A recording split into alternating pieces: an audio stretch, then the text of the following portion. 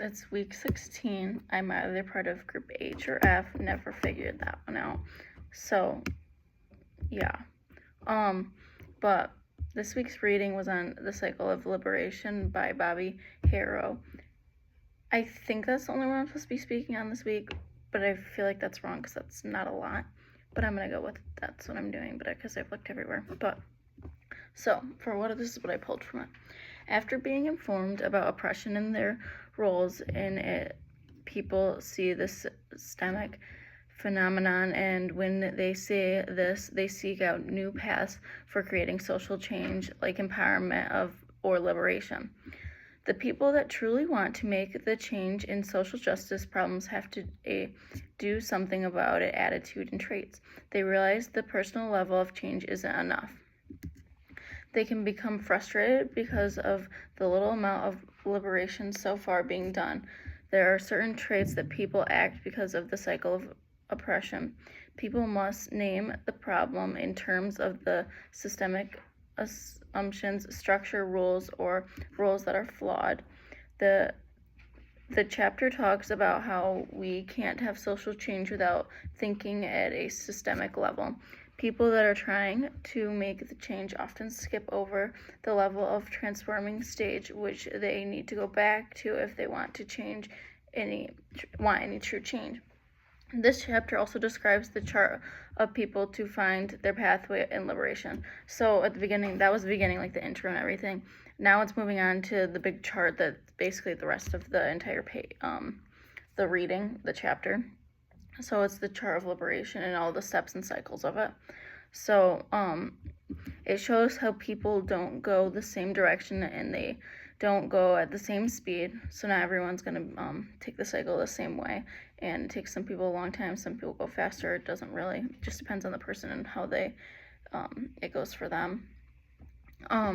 And they also might skip over steps, or maybe they take more time on certain steps than other people. It all just depends. It shows how, oh wait, I already said that. The system of liberation has many different characteristics to it, like reaching out, which the brief overview is movement out of self towards others, seeking experience, and then building community, working with others that are the same and different from us. I don't know how to say this word, coalescing. This is about action taking and educating yourself, and then creating change, critically transforming institutions and creating new culture, maintaining, spreading hope and inspiring people, getting ready, empowering yourself, and gaining knowledge. There are also other parts to it, but the core of the cycle that connects them all is self-love, self-esteem, balance, joy, and support, security, and spiritual base. It describes theory, analyzes, and tactical experiences. It describes the most important process, which is the cycle process. The cycle can be repeated many times, which I explained above. Waking up is part of the process, which can be when you see liberation. Liberation begins when a person begins to experience herself differently from the world than they had in the past. It causes by an interpersonal change that is a change in the core of someone. This change can come in many different forms. The book talks about how a white woman can realize that her coworker is gay, and the longer she works with them, the more ordinary it becomes to her. It can also make her angry when other people say mean remarks towards him. She starts to see the disrespect of people around her, and this can mark the beginning of the cycle of liberation. The next step is getting ready once we know something we can't not know anymore.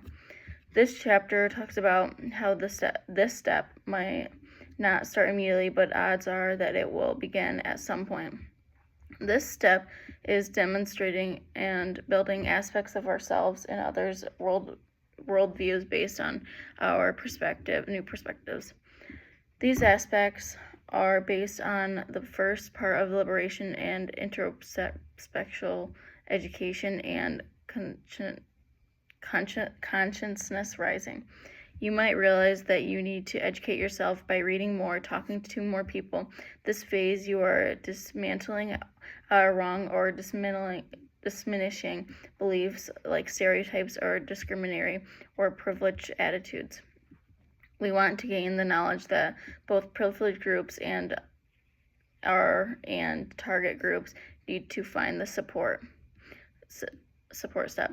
The next step is reaching out, which means when we are getting ready, it becomes necessary for us to seek experiences outside ourselves in order to check our reality and to expose ourselves to a wider range of differences than we had before.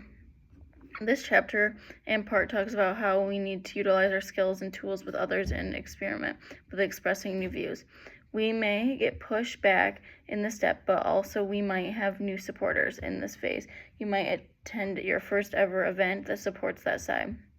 The next step is building a community in which the interpersonal phase of liberation process is marked by a change in how we value others and interact with them on a regular basis.